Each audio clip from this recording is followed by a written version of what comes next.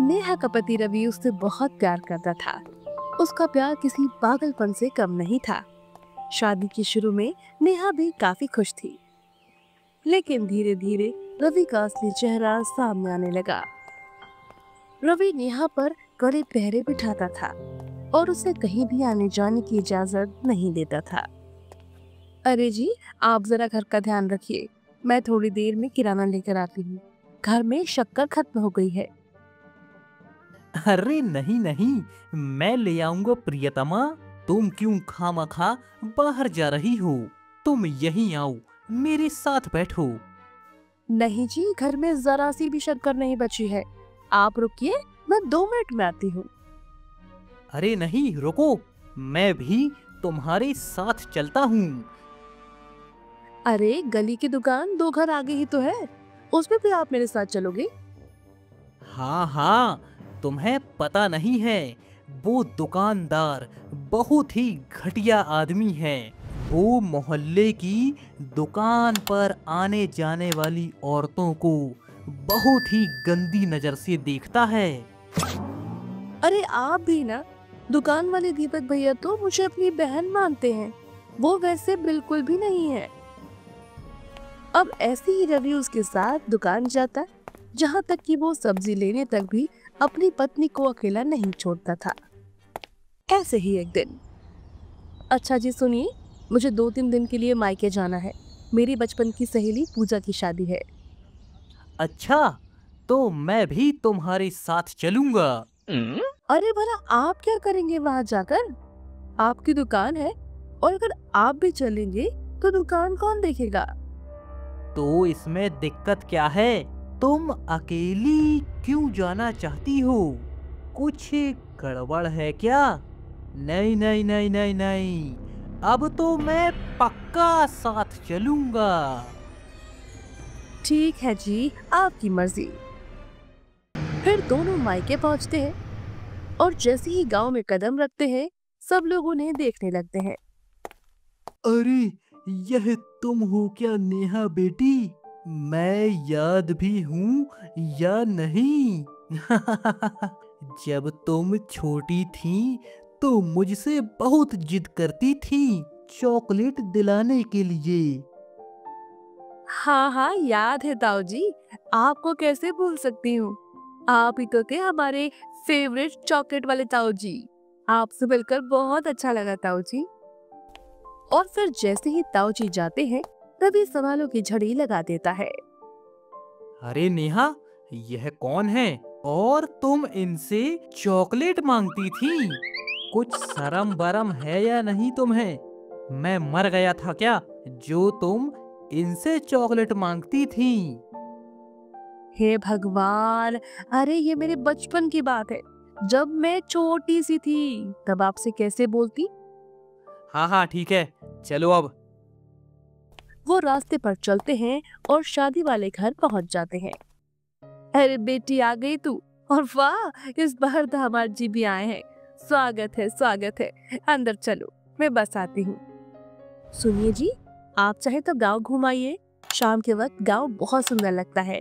तब तक मैं अंदर सबसे मिल लेती हूँ। अरे क्यों, मैं अकेला क्यों जाऊं? और तुम्हें किससे अकेले में मिलना है? नहीं नहीं नहीं नहीं नहीं, मैं भी तुम्हारे साथ ही रहूंगा। जब जहाँ नेहा जाती, वहाँ रवि भी पीछे पीछे जाता। वो तो मानो फेविक्विक की तरह नेहा से चिपक ही गया हो। अरे नेहा दीदी, आ गई आप। आज शाम के लिए तैयार हो जाइए। आज तो आपको धमाल मचाना है।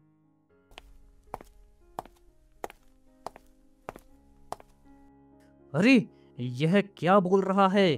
शाम को क्या, शाम को क्या, क्या क्या है? क्या होगा शाम को? अरे शाम को संगीत है ना, तो बस वो वही बात कर रहा था, और कुछ नहीं। अच्छा अच्छा। अब जहाँ भी नेहा जाती, रवि उसके साथ ही चिपका रहता। वो तो उसके साथ बाथरूम के गेट तक चला जाता। ये सब देखकर शादी में आए हुए सभी लोगों को बड़ा अजीब लगता कि पति पत्नी को 2 मिनट के लिए भी अकेला नहीं छोड़ रहा। शाम को संगीत होता है, हर तरफ खुशियां और ढोल नगाड़ों की आवाज गूंज रही थी। नेहा खुशी खुशी डांस करने लगी। रवि दूर खड़ा गुस्से में नेहा को घूर रहा था।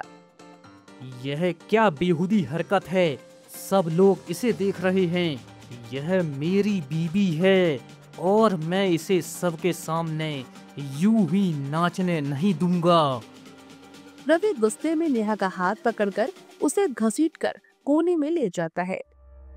अरे क्या कर रहे हो रवि जी, सब देख रहे हैं। क्या कर रही थी यह तुम? कोई कुमारी लड़की हो क्या जो सबके सामने नाच रही थी? मेरी बीबी हो तुम और सबके सामने यूं ही नाचोगी? चलो घर वापस, बताता हूँ तुम्हें। रवि नेहा को जबरदस्ती घर वापस ले आता है। नेहा को बहुत गुस्सा आया, लेकिन वो चुप रही। उसे पता था बहस करने का कोई फायदा नहीं है, उसका पति है ही अजीब।